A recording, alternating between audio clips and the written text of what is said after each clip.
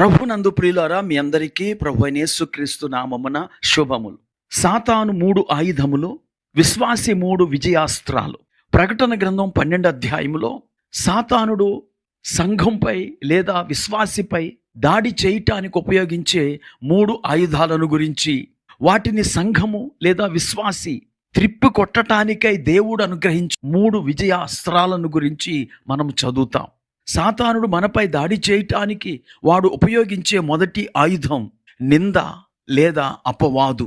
ప్రకటన గ్రంథం 12వ అధ్యాయం 9వ వచనంలో సాతానును గురించి అపవాది అని దేవుని వాక్యము పేర్కొన్నది. మనము ఎంత యథార్థంగా జీవించినా వాడు మనపై అపవాదులు వేస్తూనే ఉంటాడు. అందుకే వాడి పేరే అపవాది. ఉదాహరణకి యోబు దేవుని యందు భయభక్తులు కలిగి జీవించేవాడు. ఆ విషయాన్ని గురించి సాతాను దేవుని ఎదుట యోబుపై ఇలాంటి అపవాదును వేశాడు. యోబు ఊరకయ్యే దేవుని యందు భయభక్తులు గలవాడా అయినా, యోబు గ్రంథం 1:9.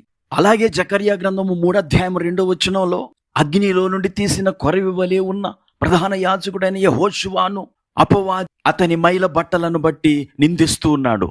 ఈ రోజు కూడా మనము చేసిన పాపాలను మనకు గుర్తు చేస్తూ, మనము స్వార్థపరులమని, అనీతిమంతులమని మన హృదయాలలో వాడు ప్రేరేపిస్తూ నిందిస్తూ ఉంటాడు.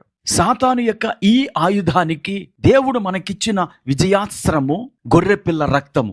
ప్రకటన గ్రంథము 12వ అధ్యాయము 11వ వచనం, వారు గొర్రెపిల్ల రక్తమును బట్టియు తామిచ్చిన సాక్ష్యమును బట్టియు వానిని జయించి ఉన్నారు. ప్రియులారా, సాతానుడు మనపై వేసే అపవాదులకు జవాబుగా యేసు ప్రభు వారి రక్తాన్ని మన కొరకు చిందించారు.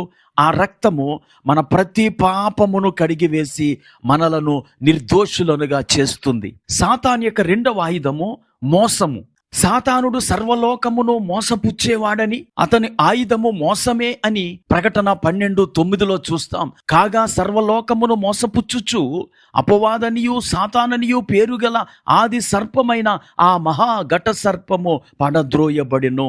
ఆదికాండము 3వ అధ్యాయము 1-6 వచనాలలో హవ్వను సర్పము మోసపుచ్చింది. దేవుడు తినవద్దు అన్న పండును తినుట ద్వారా మీరు దేవతలైపోతారని చెప్పి హవ్వను నమ్మించి మోసగించి ఆ పండును తినేలా చేసింది. లేని దానిని ఉన్నట్టుగా చెప్పి మోసగించుట అనేది అపవాది యొక్క 2వ ఆయుధమై ఉన్నది.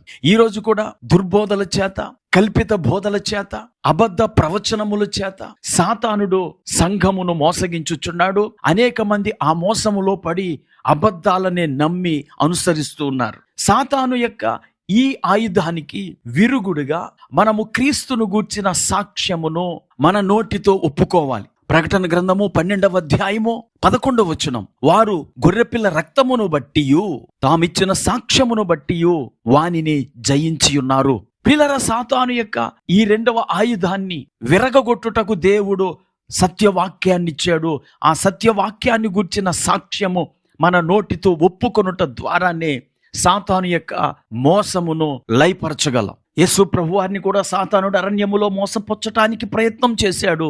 దేవుడు సత్యవాక్యాన్ని సాక్ష్యముగా ప్రకటించి సాతానును తరిమివేశాడు. 3వదిగా సాతానుడు హింస చేస్తాడు. ప్రకటన గ్రంథం 12వ అధ్యాయము 6వ వచనం, ఆ స్త్రీ అరణ్యమునకు పారిపోయెను, అచ్చట వాడు 1260 దినములు ఆమెను పోషింపవలెనని దేవుడు ఆమెకు ఒక స్థలము సిద్ధపరిచి ఉండెను. ప్రియులారా, సాతానుడు హింస చేస్తాడు. హింస ద్వారా సంఘాన్ని భయపెట్టి దేవుని నుండి, దేవుని వాక్యము నుండి వైదొలిగేలా చేస్తాడు.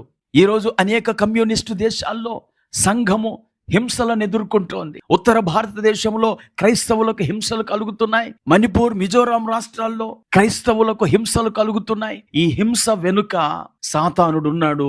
సేవకులను భయపెట్టి, విశ్వాసులను భయపెట్టి సంఘమును మాన్పించేలా చేయటమే సాతాను యొక్క 3వ ఆయుధం. అయితే సాతాను యొక్క ఈ 3వ ఆయుధాన్ని మనం ఏ విధంగా తిప్పికొట్టగలం? మనము మన ప్రాణములను ప్రేమించకుండా ఉండినప్పుడు వాడి ప్రయత్నము విఫలమైపోతుంది. ప్రకటన గ్రంథం 12వ అధ్యాయము 11వ వచనం చూడండి, వారు మరణము వరకు తమ ప్రాణములను ప్రేమించిన వారు కారు.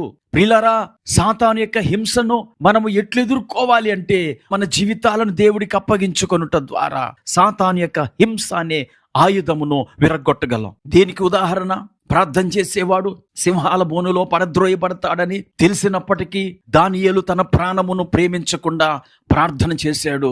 అతడు విజయముతో సింహాల బోనులో నుంచి బయటకు వచ్చాడు. అలాగే శద్రకు, మేషకు, అబేద్నెగోను వారు తమ ప్రాణములను ప్రేమించిన వారు కారు గనుకనే అగ్నిగుండంలో పడవేస్తానని రాజు హెచ్చరించినప్పటికీ వారు ఆ దేవతకు పూజ చేయలేదు. దేవుడు ఆ అగ్నిగుండములో కాలిపోకుండా వారిని కాపాడాడు.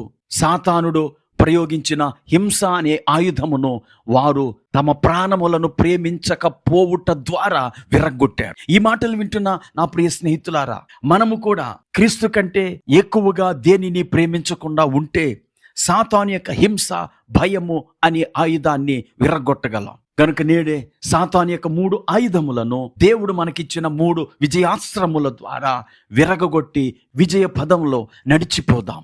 ప్రార్థన చేసుకు. కృపా కనికరము కలిగిన మా తండ్రి, నీకు వందనాలు. ఇంతవరకు నీ వాక్యం ద్వారా మాతో మాట్లాడి ఈ మాటలు వింటున్న మా ప్రియులందరూ సాతాను ఆయుధములను విరగ్గొట్టే విజయాస్త్రములను ధరించి విజయ పదంలో సాగిపోవుటకు కృప చూపమని యేసుక్రీస్తు నామమున ప్రార్థించి వేడుకుంటున్నాము. ఆమేన్.